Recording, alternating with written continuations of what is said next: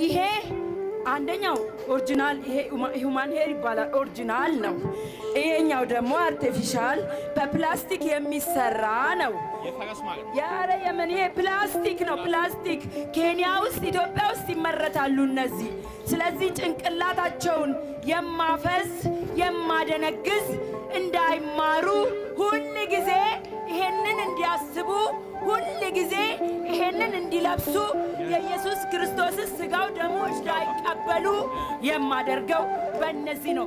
እስኪ ይሄንን ያለበሰች ይሄንን ያላረገች ይሄንን ያልተለጠፈች ብዙ ሴቶች አሉ አሁን እዚህ ውስጥ ነቅለው የመጡ ከላያቸው ላይ አውርደው የመጡ ለመዳም ብለው ይሄንን ግን ከዚህ ሲወጡ የሚያረጉ አሉ። እኔ ያዘዘኝ ሥላሴ ነው ያዘዘኝ የጋራው መድኃኔ ዓለም ነው። እመቤቴ ቅድስት ድንግል ማርያም ናት። ይሄን አስተምርበት እንዳትጥለው። እመቤቴ አዝናለች። ይሄ ጥፍር ነው የራሳቸው ጥፍር ጌታ የሰጣቸው አካል አንሷቸው ይሄን ይለጥፋሉ። አምላክ እስራኤል አዝኗል። ልጆቼ ተወሰዱብኝ፣ ልጆቼ ተሰረቁብኝ ብላ እመቤቴ አዝናለች። ሻዶ ይባላል። ብዙ ነው። ይሄ ሻዶ ይሄ ብሩሽ ይባላል። ሻዶ እዚህ ጋር ይቀባል። ሻዶ ሸርሽድ ጥረግ ወደኔ አምጣቸው የተባለ ነው። ወደኔ ወደ ሳትናኤል ሳባቸው። ሊፕስቲክ ሲፎራ የሚባል ሊፕስቲክ አለ። ጥፍር ቀለም ኦሪጂናል ብራንድ ተብሎ የመጣለ ያ ብራንድ ግን ብራንዱ የ666 ብራንድ ነው።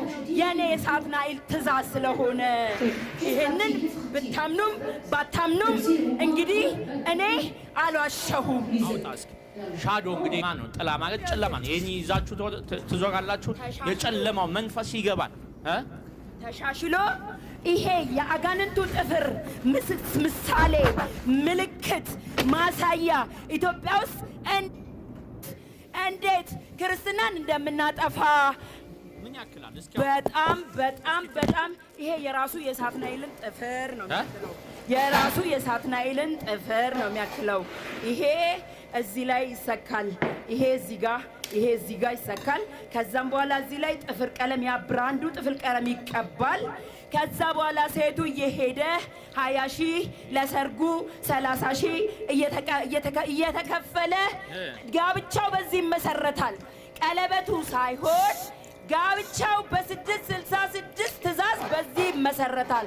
ከዛም በኋላ እኔ በዚህ ገባለሁ፣ ትዳሩን አፈርሳለሁ፣ ሥጋው ደሙ እንዳይቀበሉ እከለክላለሁ፣ አስተኛለሁ፣ ባልየውን አዘሙታለሁ፣ ሚስትየዋን አዘሙታለሁ፣ ትዳርን እበጠብጣለሁ፣ ልጆች ላይ ተላለፋለሁ። ቢወለዱም ልጆቹ እንዳይባረኩ ክርስትና እንዳይነሱ የ666 መንፈስ ላይ ትኩረት እንዲያደርጉ አደርጋለሁ። ሌላ መጠየቅ ጥያቄ ካለ እንግዲህ ተመልከቱ። ይኸው አሁን ከዚህ በላይ ነገር የለም። ከዚህ በላይ ማስረጃ የለም። ከዚህ በላይ ማስረጃ የለም። እህቶች እየሰማችሁ ነው። አሁንማ ሜካፕ የሚጠቀም ወንድ መጥቷል። በጣም ያሳዝናል። ሜካፕ የሚጠቀም ወንድ እና ይሄኛውን እንግዲህ ይሄ ጥፍር አሁን ይሄን ያመጣውን ማን ነው? ጋኔን ነው። አሁን ይሄን የጋኔን ጥፍር ነው።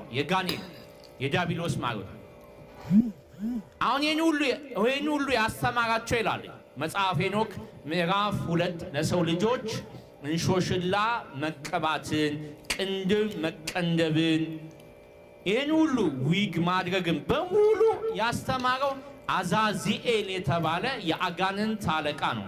ይሄ ሁሉ የአጋንንት አለቃ ስራ ነው። ይሄን ሁሉ ለሰው ልጆች ያስተማረ ነው አጋንንት ነው፣ አዛዚኤል የሚባል። በዚህ ሴቱ ይሄን አድርጎ ይዞራል። ወንዱ ይሄን ያህል ወንዱ ላይም ሴቷ ላይ ያገፈው መንፈስ ያያትን በቀጥታ ወንዱን ይይዝና ወንዱን ይለክፋል። እንዲሁ ተለካክፈን ቁጭ ብለናል።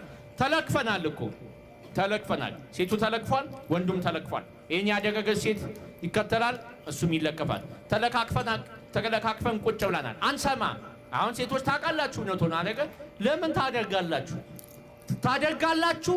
ስትታመሙ ደግሞ አረ እግዚአብሔር ፈውሰኝ እዚህ መጣችሁ ተው ተብላችሁ ተነግሯችሁ ሆን ብላችሁ እያደረጋችሁ አጋንንት ሲይዛችሁ አይነ ጥላ ሲይዛችሁ ለምን አይለቀኝም ትላላችሁ? ይሄን እየተጠቀማችሁ እንዴት አይነ ጥላ ይለቃችኋል? የፈለገ አይነ ጥላ ቢጮ አይለቅም። ይሄን እየተጠቀማችሁ ቤታችሁ ይዛችሁ ይሄ ንስሐ ያስገባል። ይሄን የተጠቀማችሁ ሰዎች እግዚአብሔርን በድያለሁ ብላችሁ ንስሐ መግባት አለባችሁ። ዊግ ተጠቅሜያለሁ፣ ይሄንን ነገር አድርጌያለሁ፣ ይሄን ሁሉ ነገር አድርጌያለሁ ብላችሁ ንስሐ መግባት አለባችሁ። ከዚህ በላይ የዲያብሎስ አሰራር የለም። ከዚህ በላይ የዲያብሎስ ነገር የለም። ናሽ ተንበከካሽ ተንበከካሽ ዱባይ ፀጉር ቤት ትሰራ ነበር። እዛ ተምራ መጣ። ይሄ ኦሪጂናል ተብሎ ዱባይ ላይ የሚሸጥ በአብዛኛው ተሰርቶ የሚመጣው ከግብጽ ነው። ግብጽ ደግሞ ብዙ ታሪክ እየሰራች ነው ኢትዮጵያ ላይ። ከግብጽ ነው። ይሄ የፈርዖን ፎቶ ነው እንድታቀው። ይሄ ፈርዖን ነው።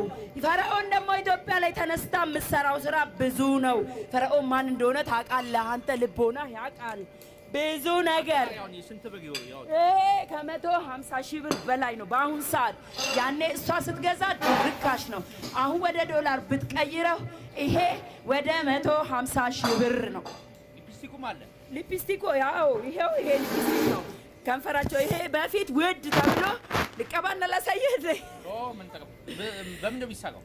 ይሄም ከግብጽ ነው የሚመጣው ኦሪጂናል። እዚህ ስም ይሰጠዋል። ከግብጽ ከፈርዖን ይመጣና እዚህ ስም ይሰጠዋል። ምን ይባላል? ኤልሳቤጥ ይባላል። ኤልሳቤጥ ይባላል። ኤልሳቤጥ የሚለው ኤግዛቤር የምትባለውን አጋንንት ነው የሚወክለው። ኤግዛቤር የምትባለው የአጋንንት የሴት አጋንንት አለቃ ነች። እቺ ኤግዛቤር የምትባል በብሉይ ኪዳን የነበረች ሴት ነች። ኤግዛቤር በራሷ ወደ ሰይጣንነት የተቀየረች ልቡሳነ ሥጋ አጋንንት ነች።